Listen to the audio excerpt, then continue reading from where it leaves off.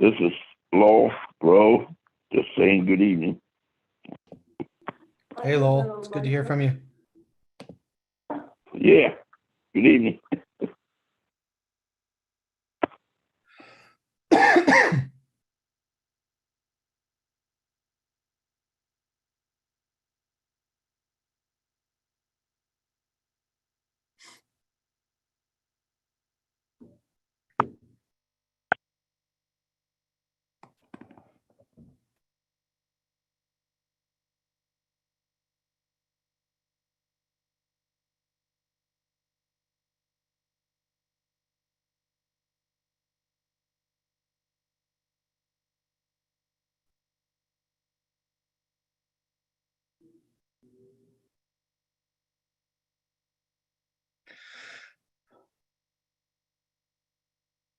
We got one side. I introduced a little swirls onto the.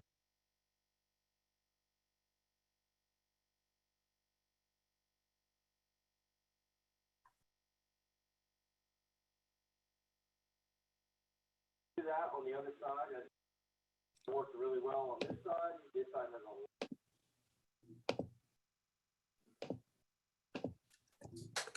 Hey, Zach, how you doing? Hi, Rick. I'm great. How are you?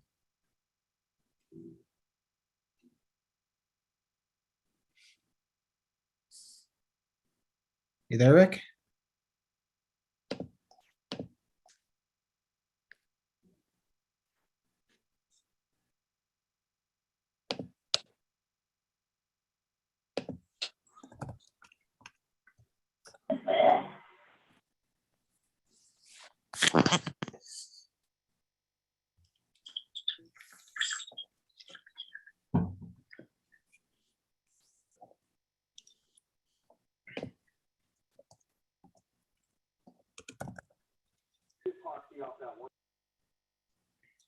All right, everybody. I think we'll get started. It's 9:01.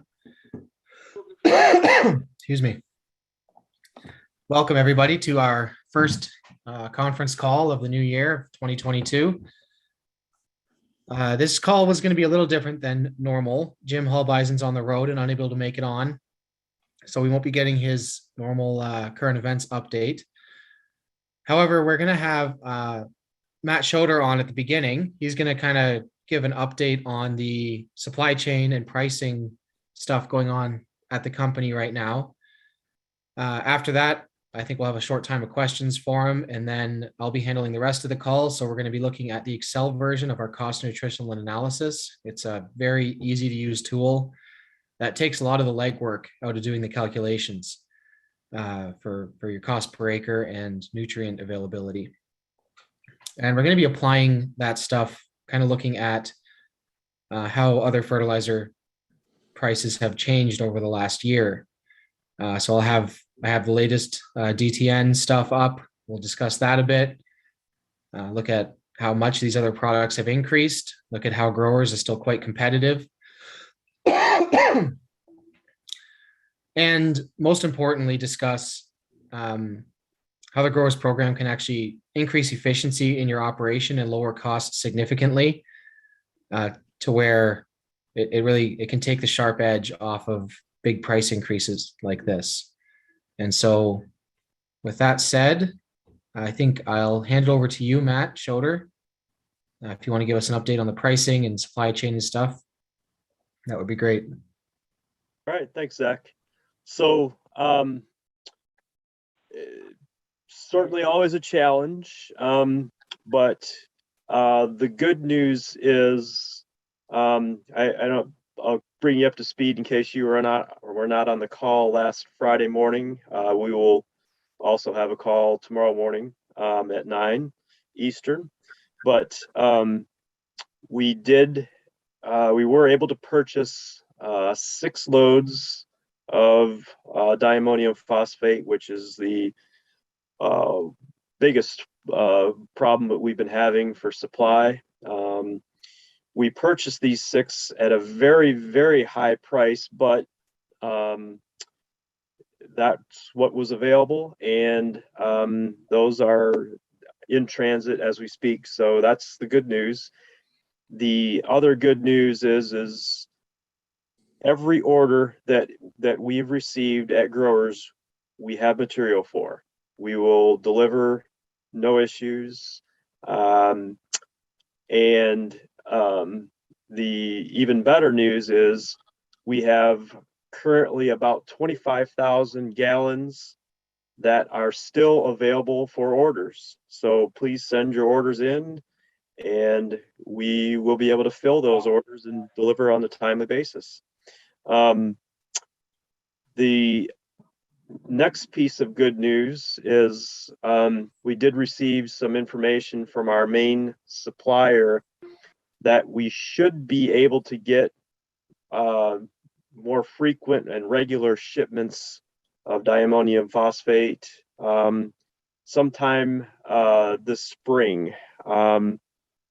Certainly that's a little bit up in the air still, but that's much better news than we've received in well over a month from our supplier. So it's good information. It's great to hear. So I'm feeling much more optimistic about our supply and getting it sooner rather than later. So I guess my message is keep the orders coming in, because we anticipate being able to fill all orders without any issue.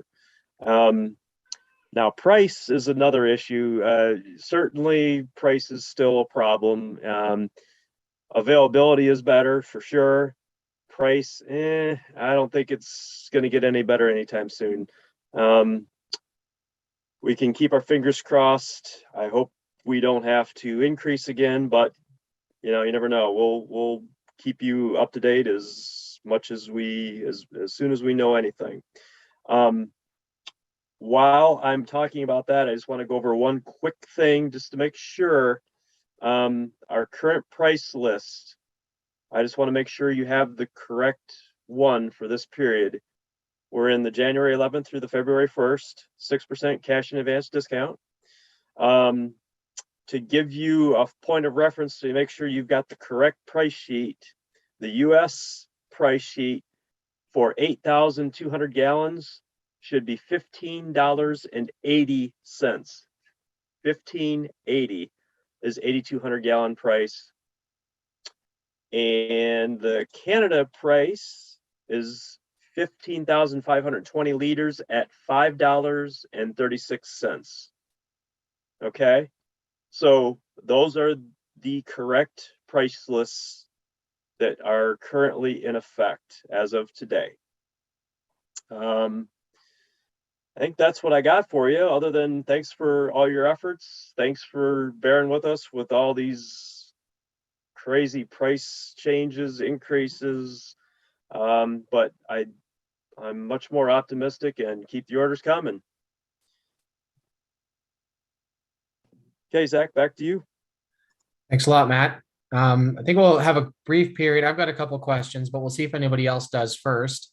So for those of you on a computer or a smartphone, there should be a little microphone in the bottom left-hand corner. If it's got a red line through it and you're muted, so unmute that and then you can speak. For those of you who are on phones, push *6 to unmute yourself. If you have any problems, there's a raise hand button as well along the bottom. So you can do that as well, and one of us will try to unmute you.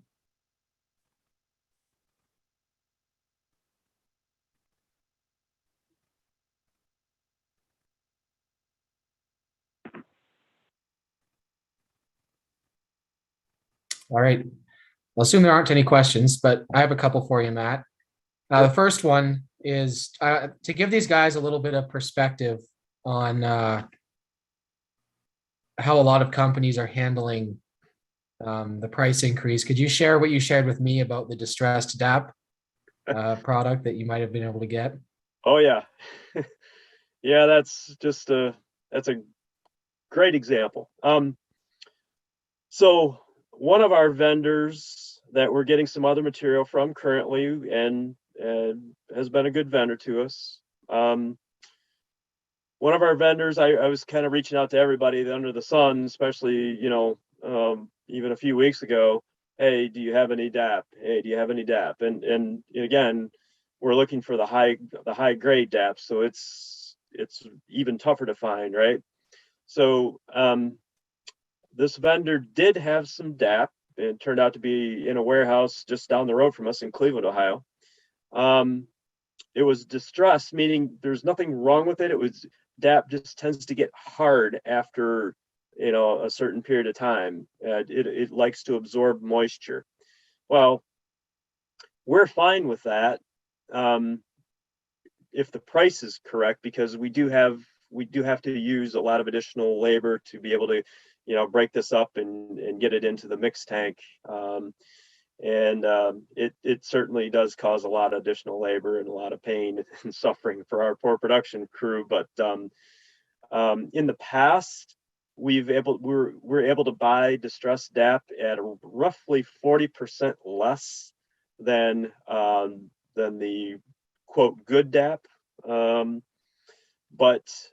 So I was expecting a nice price decrease. Well, vendor came back and said, it's roughly going to be 30 to 40% more than than this extremely high price I was paying for this material that I just purchased from another vendor. And, you know, it only points to one thing is they thought they could get, you know, these extremely high prices just because there's a shortage of material. You know, they point blankly increased the price tremendously just because they thought they could. And needless to say, I turned it down. It wasn't that much material anyway. Was only enough to make not even a batch, but still, I politely turned them down and said, look, I'm getting good material that I'm paying an arm and a leg for cheaper than that. So if you could help me out, I'd appreciate it. But no, that was the last I heard from them. So there's definitely a lot of that going on in every respect, with a lot of companies that they're just raising prices just because they can, not necessarily because their prices are going up. You know, certainly everybody's are, but there are a lot of companies out there that are padding the bottom line. And that's just one example. So.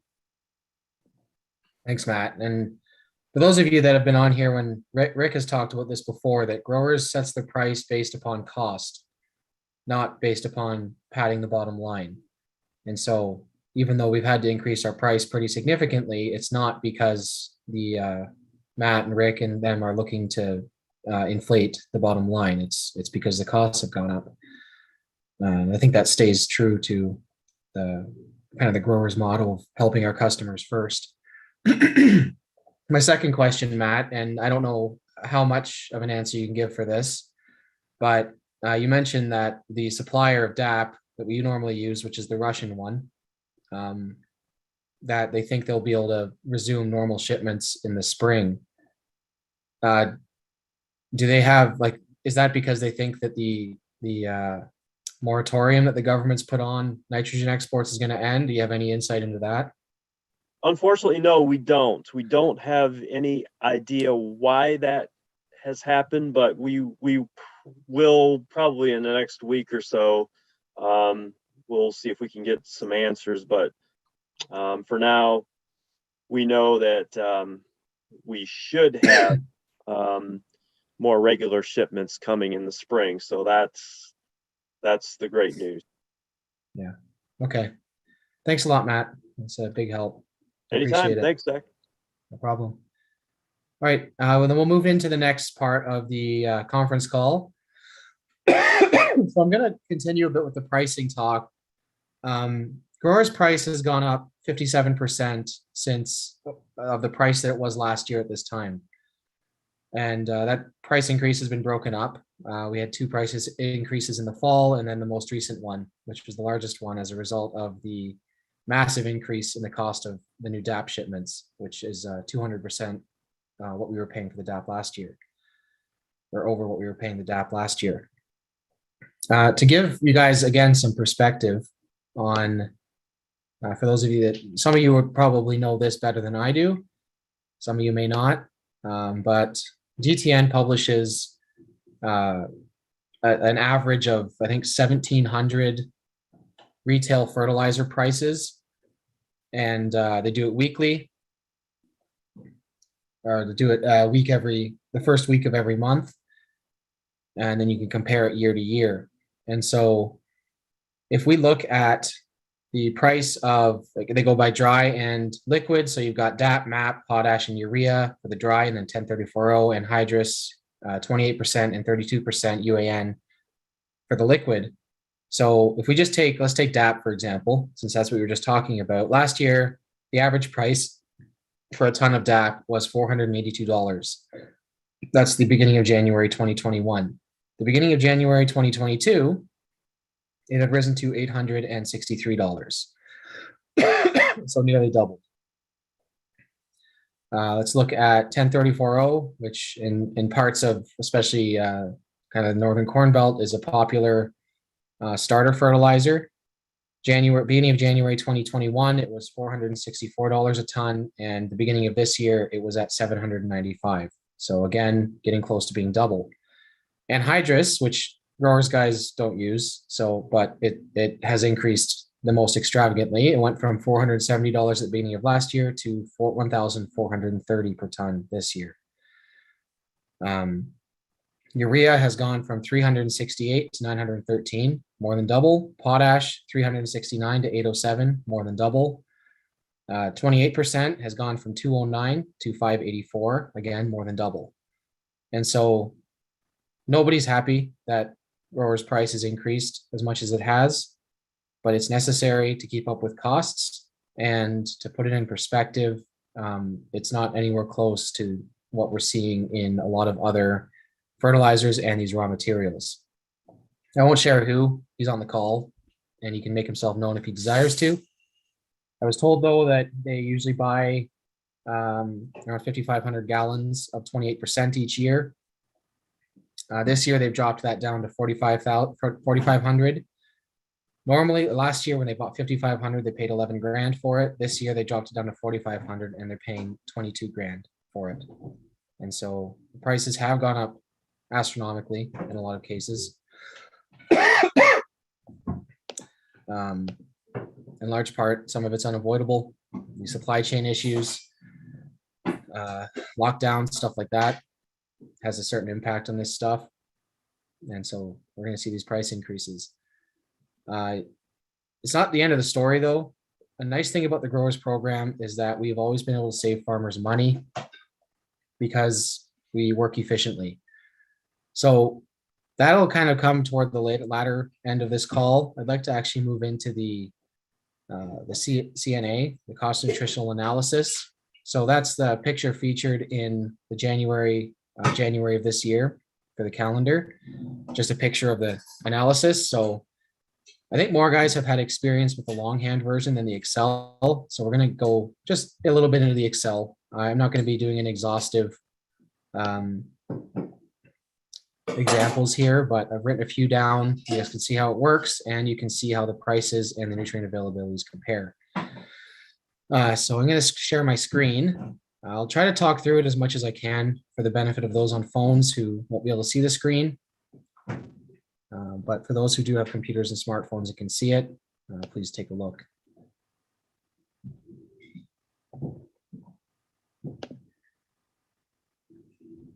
All right, could somebody with a computer please let me know if you can see that? Yes. Okay, thanks, Matt. Okay, so I've already plugged in some numbers here. Basically, for those of you who haven't been exposed to this before, our cost nutritional analysis, our cost and availability calculator here is designed to show you, break down your cost per acre. So rather than looking at cost per gallon or cost per ton or cost per pound, you're breaking it down into cost per acre, which is a more practical and applicable way of looking at cost. The second part of it is nutrient availability. So we're all applying these nutrients. They're not perfectly available. So what are we getting out of these different kinds of fertilizers? I won't go into great detail now, but this is based on a research paper from 4 different universities that looked at plant response in the first 45 days of growth, depending on how much phosphorus they needed. So this is based on phosphorus. And so you can see here in this column, fertilizer availability index, you have different kinds of liquids, hot ortho seed applied, cold ortho seed applied, 2x2, so forth. You have dry, some other ones. I won't get into manure today. And the most available is hot ortho seed applied. So hot ortho, hot mix, that's what growers is. Ortho is the type of phosphorus in it. It's available form. That's what growers has. And where it's applied matters. Of course, the enemies to fertilization are time and distance. And so when it's as close to where it's needed, then you're going to get better efficiency. Hence the seed applied having higher percentages. Once you figure that out, you can do this for a single product. You can do this for a program. It's versatile and very useful. Then if you look down here, total pounds applied and total pounds of available, you can subtract one from the other and get the amount that was lost. And so when you have inefficient fertilization, some of it's going to be lost to the environment. Hence we have nutrient pollution in waterways, you get algae blooms, you get all that fun stuff. Also, and probably the most important calculation is if you divide your cost per acre by the total pounds of available nutrition, you can actually get the cost per pound of available nutrition. So how much money are you spending per pound of available nutrition? Now, of course, you want that number to be as low as possible. You don't want to spend money that your plant does not spend money on fertilizer that your plant's not using. And so I'll give just a brief run through of how to use the Excel. So the way that it's been set up is you can actually input. So I'll take, let's do growers, for example. I'll delete what I have here. All right, so growers is green. Keep that in mind. I'll stop. Here it is, this column here. So that would be row, this row 26. So right now it's blank. There's nothing in there. But if you fill in this, so rate, we'll say 8 gallons, pounds per gallon. You can see in this little table down here, growers is always 11.4 pounds per gallon. Cost at the 1,000-gallon price is $17.10.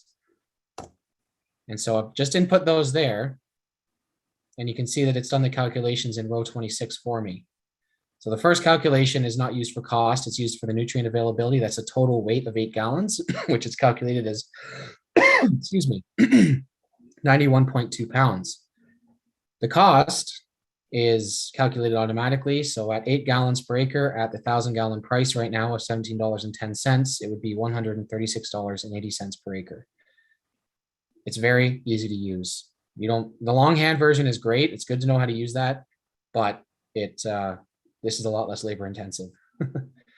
You can do the same for a dry product. I've done potash already. I'll redo that one. So I'll do this so I don't forget. So it was $807 per ton this week, last week, and we'll say 150 pounds. You can see here, this kind of pinkish, dull pinkish row 24, that this is breaking it down into cents per pound, or sorry, dollars per pound. There we go, because it's in tons.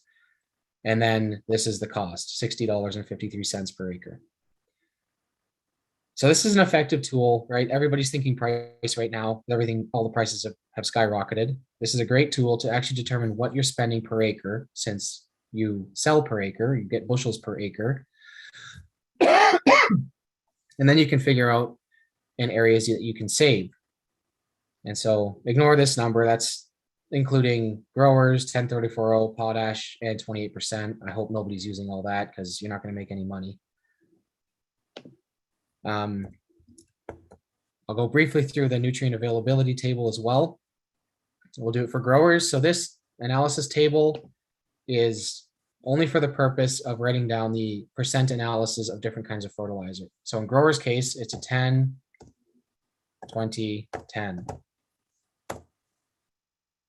Now, the beauty of using Excel, the way that it's been set up, it was Matt Schroeder that did it actually, thank you, Matt, is that once you've plugged in the numbers in these tables, it does most of the calculations for you. And so we see here, remember that 91.2 from the cost per acre? It's taking that and multiplying it by the percentage of these nutrients. So the percentage of nitrogen, of phosphorus, and of potassium, which is 10, 20, and 10. So 10% of 91.2, 20% of 91.2. Then you're multiplying that by its availability percentage. How available is that? Which a hot ortho seed applied. Now, you're not going to use 8 gallons of growers on the seed, even of corn. Some of that will be foliar applied. But through other studies, we know that it is highly available foliar as well. So we use the same percentage, 95%. And so what we get here in the final column, pounds available, is how much of that growers you've applied is actually available. So you can see that it's very close, 95% of what's in the product. You're losing very little. You're getting what you pay for. Let's do 1034.0. 1034.0 is cold poly 2x2. You're not putting that stuff on the seed. And so cold poly 2x2 right here. That's a 2 element actually. So right here, that's only 10% available.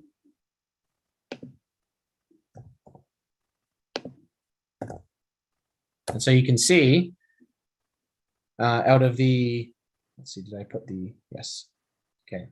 And this is a case of 10 gallons rate of 1034.0, which weighs 116.5 pounds. Out of that 116 pounds, you're getting 1.2 pounds of nitrogen and 4 pounds of phosphorus because the availability is so bad. It's for multiple reasons. 2x2 is of course less available than on the seed because the plant has to go out in search of it. 1034.0 is actually pardon me, also not a clean fertilizer, and so there's impurities in there that are going to harm its uptake. It's also not orthophosphate. Orthophosphate is immediately available. It's in a plant available form. Polyphosphate has to first be converted into orthophosphate in the soil by microbes before it's available to the plant. So you lose some efficiency there. Same, I could do this for dry fertilizer as well. It's also, you'll see right here, dry broadcast, 10%, dry 2x2 is 20. Equally low. And so I'm not going to break down all these numbers here, but basically the more inefficient that your fertilizer is, the more nutrients are lost and the higher your cost per pound of available nutrition is going to be. In essence, it's paying for 100 pounds of fertility, using 10 of it and then flushing the other 90 down the drain.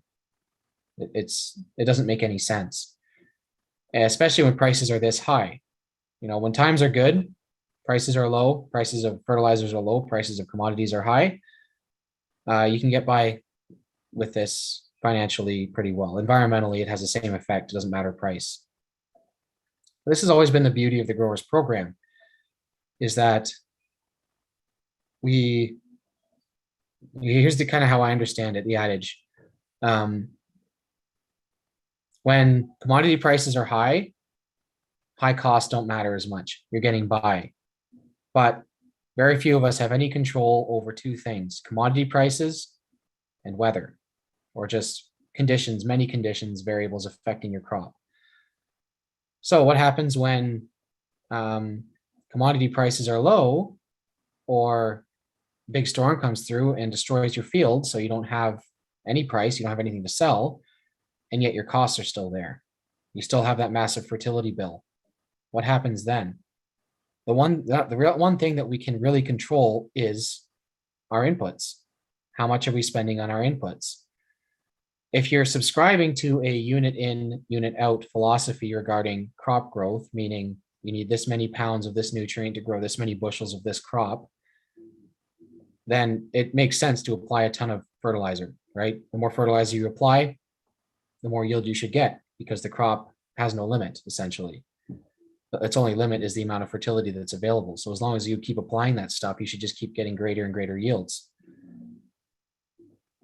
You know, if you subscribe to that philosophy, when prices are good, you can get by. But when prices aren't good, or some kind of disaster befalls your operation, then the checkbook starts to hurt. It doesn't make sense anymore. And in reality, that's not how crops actually grow. It's a lot more complicated than that. There's actually a study.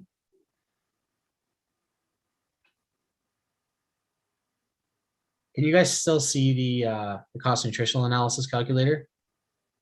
Yes. Okay. I'm still figuring out exactly how screen sharing works. That's fine.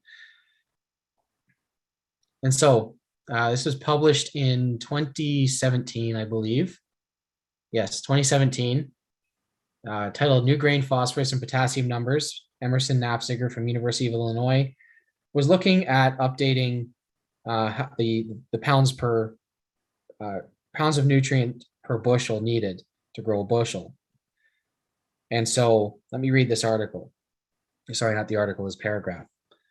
For this article, the author tested 2,335 corn grain samples over a 3-year period, and the pounds of P2O5, that's plant available phosphorus, found in 1 bushel of corn is shown in Figure A. According to the author, the pounds of phosphorus used to calculate removal in the state of Illinois is higher than 97% of the values found in the grain tests. So what that means is that of all these 2,335 grain tests that he did, 97% of them were required less phosphorus than the book value removal says. Therefore, the author suggested using a new number. So rather than it was 0.43 pounds of phosphorus per bushel is the recommended number, which 97% of the values he found were below that. He suggested 0.37 pounds of phosphorus per bushel of grain corn. Again, this number is higher than 75% of the numbers found by the corn grain tests. Why this number? The farmer has to make his own decision. However, I won't read the rest. We know why, because these numbers make money. Better the numbers you can have, even if it's dropping by 0.08, 0.06 as it's done here, it sells fertilizer because guys think they need to pour on the fertilizer to get the yield. But of these 2,335 samples that he took, most of them fell below both these numbers in terms of how much phosphorus was actually in them. So clearly that means that the crop does not need as much of a nutrient as we think it does. So a few quotes from this article. While we found a slight correlation between yield and nutrient level in a few cases, adjusting grain levels based on yield would have made so little difference in the results that using yield level to adjust grain nutrient per bushel was not justified. Grain P and K, so phosphorus and potassium numbers, in some cases were slightly different from one year to another and from one region of Illinois to another, but overall, we couldn't find any consistent effect of location or crop year on nutrient levels. This means that nutrient levels were not clearly tied to anything else about the samples, including where in Illinois the samples came from, which of the 3 years the samples were collected, or to the yield levels of the fields from which samples were taken. So there was no correlation between location, yield, the samples, like the amount of nutrients in the samples taken. There's no correlation between any of that. It was all variable. Second quote is this: we know from rate studies that adding phosphorus or potassium fertilizer tends to bump up removal rates even when there is no yield response. This could be because roots encounter these nutrients in concentrated form after fertilization and so take up more without really needing the additional amounts. So what that means is that plants will absorb additional nutrients that do not translate to more yield. They just store them in their tissue without actually really using them. And so this kind of defeats the argument that by applying more fertilizer, you can get more yield as a rule. It's not unit in, unit out. That's not how plants work. And the Growers Program has known this since its founding for more than 65 years. It's why we've focused so heavily on, I'm sure you guys have heard the term targeted fertility used quite a bit. The idea is that we're not trying to provide all or most of the nutrition that a crop needs. We're simply giving it targeted and efficient bursts of nutrition at times when it's stressed and may not be taking that nutrition up through its roots itself as easily. And so, I'm sure you've heard growers guys talk quite a bit about we use growers during stress points, be that germination, reproduction, environmental stresses, or going into or breaking dormancy, transplanting, right? We always recommend using growers or almost always recommend using growers at stress points in the plant's life. And this is because you can really go a long way with a little bit of efficient fertilizer. You don't need a lot of it. And this is one way that you can help cut costs. You don't need to be applying truckloads of fertility broadcast onto a field, or a whole bunch of inefficient liquid even, in the hopes that it's going to bump up your yield. What you need to do is target that fertility, use little amounts. You can get by with quite a small amount, especially if your soil is in order, which we'll get into shortly. Because 96% of plant tissue is carbon, hydrogen, and oxygen, which come from sunlight, air, and water, not from any kind of fertilizer. 4% comprises the rest of the elements. So we're dealing with a small amount of elements in the plant already. If we can apply some of those elements in a very efficient format when the plant needs it most, you can avoid the losing top yield, I guess you could say, when the plant's under stress, because you're helping it through that stressful period so that it can keep up its yield. And you're also using very little, right? Back to that kind of adage before. If you can't control weather and you can't control commodity prices, you can control your input costs. So if you keep your input costs low by using it efficiently, then whether commodity prices are high or low, it's not going to break the bank. And when they're high, you'll actually make more money, because we can certainly compete in yield, but you don't have those high costs keeping up with the high prices. And then when prices are low, you can weather the storm. You don't have a lot in it. You don't need to put a lot in it. And so to follow up on that, using targeted and efficient fertility is only part of the grower's program, and only part of the way that you can increase the efficiency of your farm and keep those input costs low while still growing a very competitive and high quality crop. Another way is, of course, with high calcium limestone, and generally with good soil health. Soils contain a lot of natural elements, a lot of natural nutrition, fertility. Not only that, but they have quite a lot of microbiological life, which lives in a symbiotic relationship with the plant, and it provides all kinds of benefits. It seems that every year people are finding more ways that these plants and the life in the soil benefit each other, whether that be nutrient exchange, bringing in water during dry periods, better oxygen, better gas exchange between the crop and the soil, protection against other pests, other microbes that are pathogenic in nature. There's so many benefits, but how do we realize those full benefits? Well, you need to have a healthy soil. Healthy soil needs oxygen in it, which means it can't be locked up. Well, calcium just so happens to flocculate, open up the soil, and allow that oxygen in. This is one of the main reasons why having a high base saturation of calcium in your soil will benefit you in spades more than you spent. I know Joe Henry, I never met the man. He passed away before I joined the company by quite a few years, but he used to say that if you were talking with somebody and they were hesitant to spend money on limestone, you could tell them to cut their fertilizer bill in half and spend that on calcium. And I think there's a lot of wisdom in that. If you're looking at a return on your investment, fertilizer might give you one season's return on investment. If you get your base saturation of calcium up to 80-85% where it needs to be, then, which is where it needs to be, sorry, you're getting that return on investment over many years. Don't look at this as a single year investment or cost. Look at it over, well, it depends how much you're applying, but typically you can look at it over a ton per year, right? So if you're applying 10 tons, that's a 10 year investment, and you're going to get it back in spades. We have countless examples in the company of people who have taken land that has been abused. It's not had calcium applied to it. It's probably just had corn beans for decades even. Heavy fertilizer use. It's locked up. It doesn't grow well, doesn't drain water, just in bad shape. And high calcium limestone has turned that field around, made it highly productive, healthy, high quality crops, easier to work. I've heard lots of examples of that. And so you can realize a lot of benefits besides just even soil microbe health. And so it's kind of a perpetual cycle. This is how the growers program can help you save money. When you get your soil in order, it'll better support plant life, which, hang on a second. It'll better support plant life. It's going to grow healthier plants. They're going to need less input from you in order to grow healthy because they're getting so much support through the soil, which is now in working order.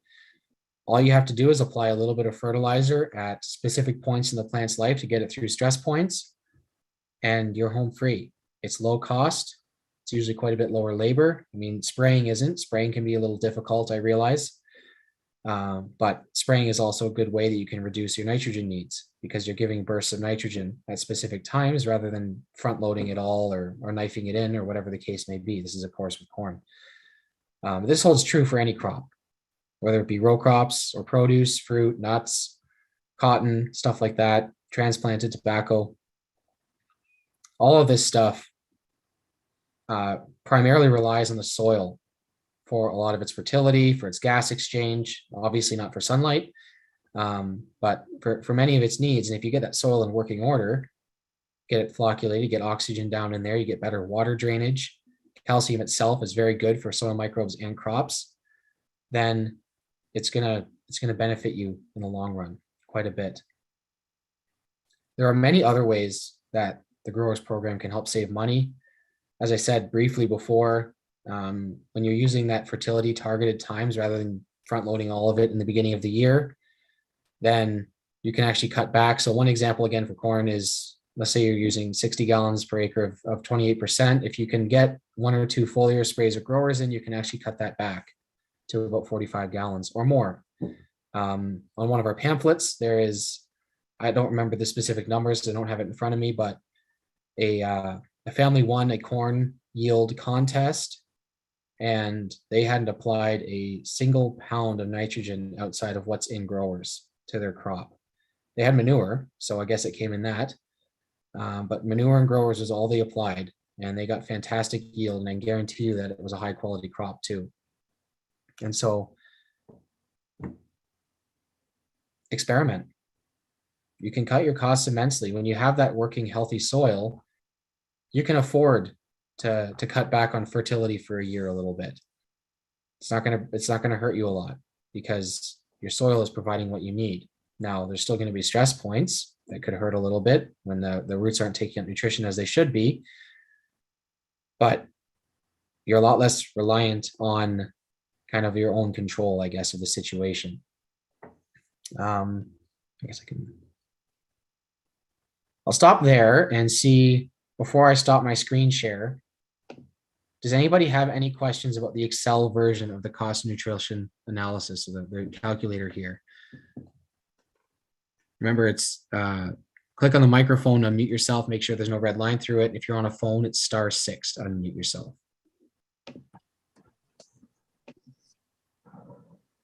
Hey, Zach, Jim Hallbise. Yeah.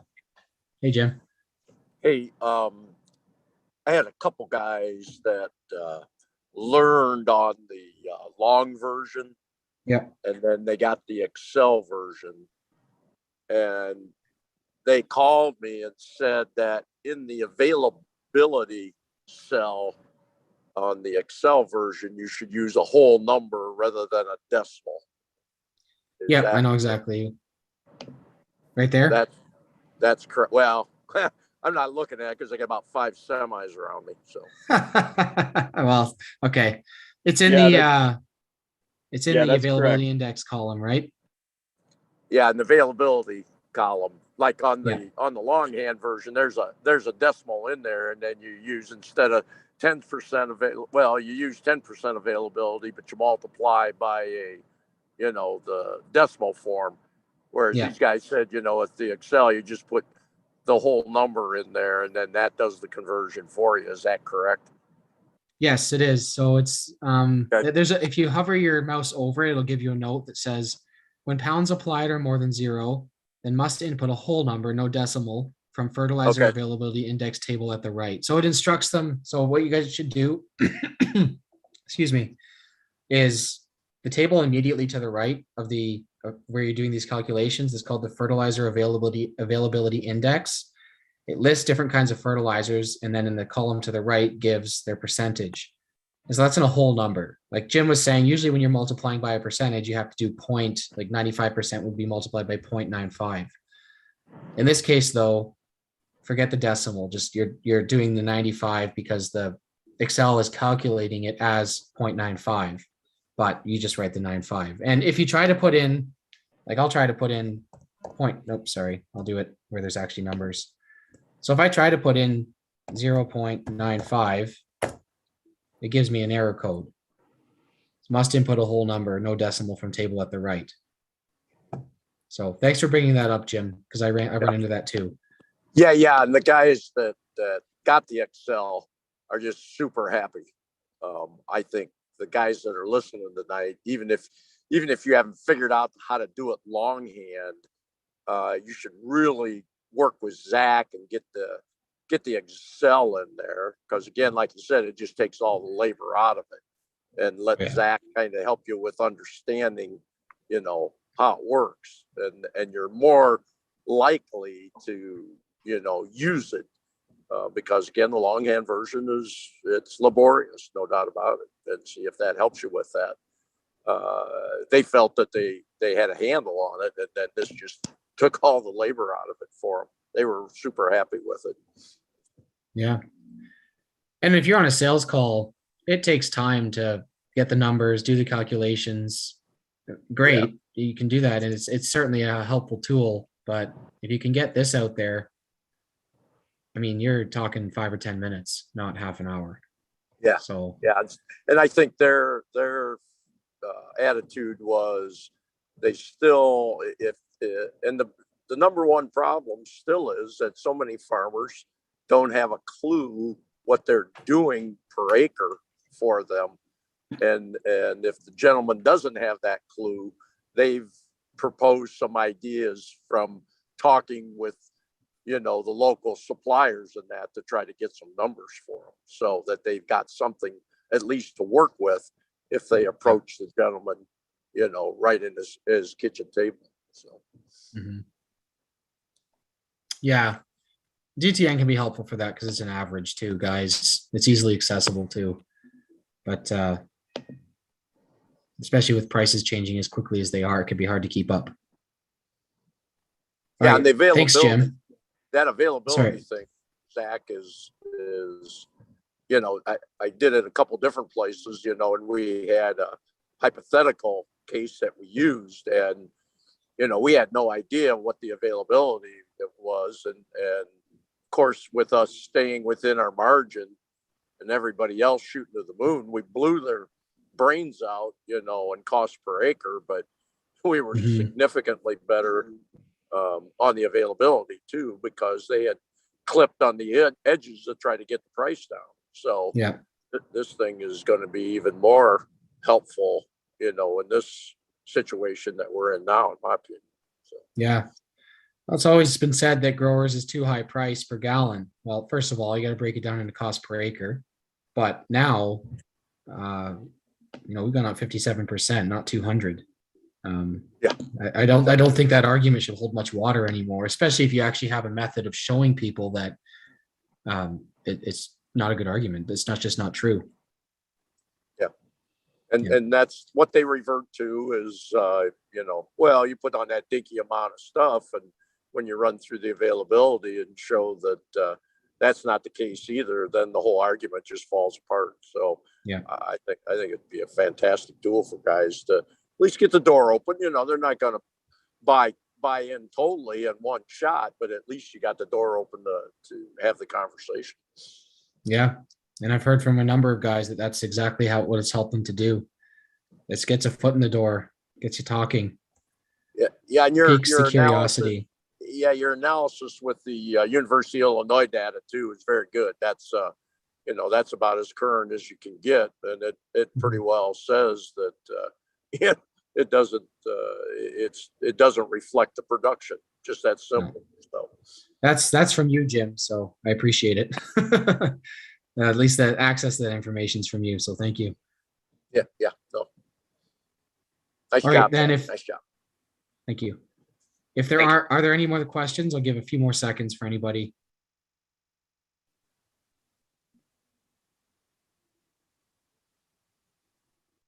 All right, I will stop sharing. Oh, that's lovely. A big picture of myself right there. Okay, I don't have anything else to share. I know we're a little early tonight, ending a little early. I will say our next conference call is going to be on February 10th. All right, I have a question. How do we go about getting the Excel program? Just contact us at the office and we can send it to you. So I can give my email. I think it's online anyways, but if you contact me, I can send it to you. I know Matt Schroeder can as well, but he's usually up to his neck in work right now. So just please try to get it from me. My email though, I'll put it in the chat. Is this.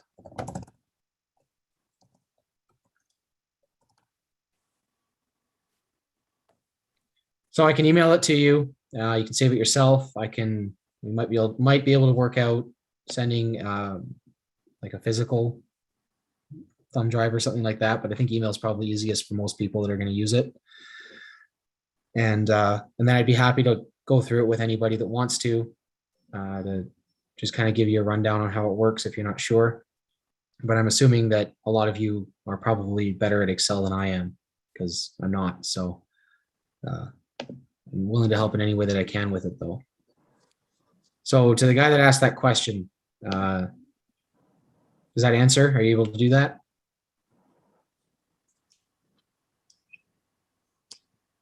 Awesome. Great. Okay, so then our next conference call will be on February 10th at, again, 9 p.m. Eastern time. And hopefully Jim will be able to come back on with his current events. I'll be hosting it otherwise. But if there's nothing else that anybody would like to add, then we can wrap up the call for tonight.